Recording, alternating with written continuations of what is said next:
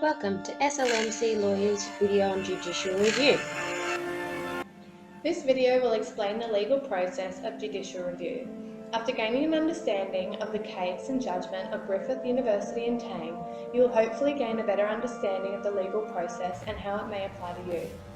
Judicial review is when the court looks at a formal decision and determines whether that decision is lawful. To determine its lawfulness, the court analyses whether the decision maker had the authority to do so and whether he or she followed the required procedural steps and basic rules of law like natural justice. The Administrative Decisions Judicial Review Act 1977, or ADJR, provides laws, rules and uniform guidelines for the courts to follow. There are three criteria for a decision to be eligible for judicial review. First, that there was a decision. Second, that the decision was administrative in nature.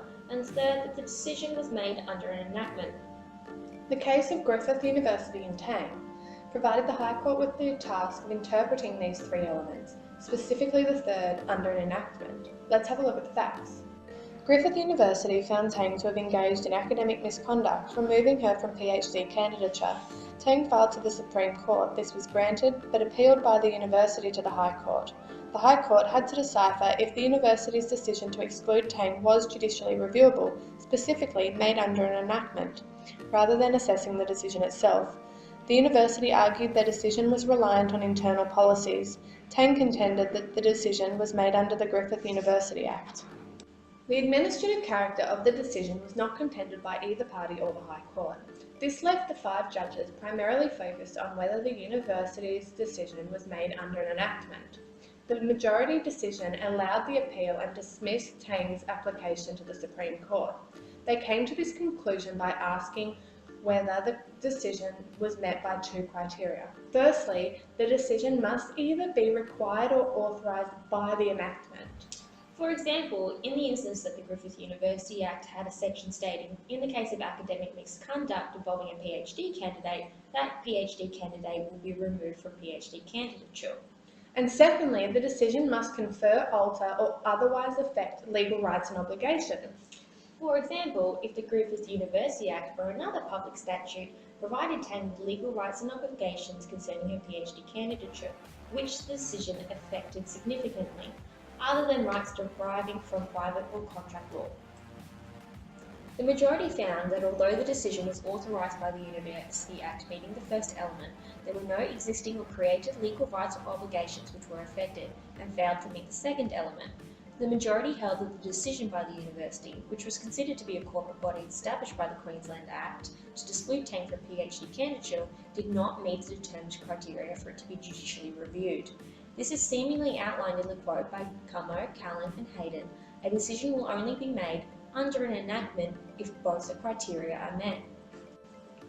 It found that Tang's argument that the university delegated powers was not enough to decide that the university's decision was made under an enactment. Instead, the majority accepted the university's argument that the decision was done through the use of internal policies rather than the governing act itself. The impact of this decision has both positive and negative factors. The provision of clear guidelines has enabled the courts and legal practitioners to apply the law surrounding judicial review more concisely. In doing so, the law surrounding under an enactment has since remained stable, understood, and although sometimes contested, accepted by the courts. But while the decision itself has provided a degree of clarity to guidelines, this strength can be greatly criticised. On the other hand, the fact that decisions made under an enactment have to affect someone's legal rights or obligations significantly limits the scope and availability of judicial review. Kirby made this clear in his dissenting judgment on the case. He described his fellow majority judges as taking a wrong turn for the law and eroded the important reforms made by the ADJR Act. In his opinion, the focus on legal rights and obligations was an unacceptable gloss on the ADJR Act, ignoring the necessity to address an aggrieved person's interests. In doing so, Kirby proposed a broader scope for interpretation, where Tang's mere interest should have been analysed rather than her possible legal rights and obligations.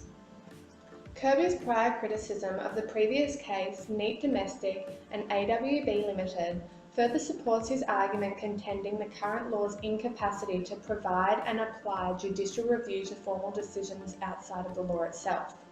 Kirby saw the accommodation to varying obligations and rights provided to enactments as inconsiderable flaw and need. But while Tang similarly involved a determination of the decisions, while Neat seemingly required interpretation of contradicting acts. These criticisms suggest a major incongruency between the two criteria. 1. In Neat, authorisation of an enactment, and 2. In Tang, the effect of legal rights and obligations.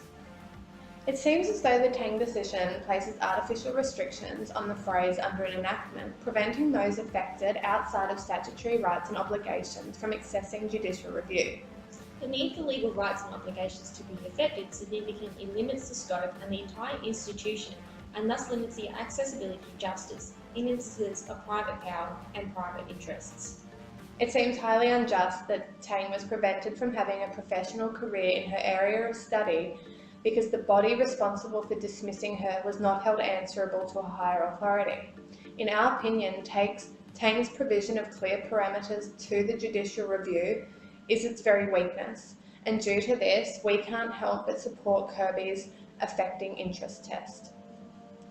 Tang's principles have yet to be overturned, so as a client practitioner or anyone appealing a decision, for judicial review to be available, the decision must be authorised under a statute and need to affect the legal rights and obligations.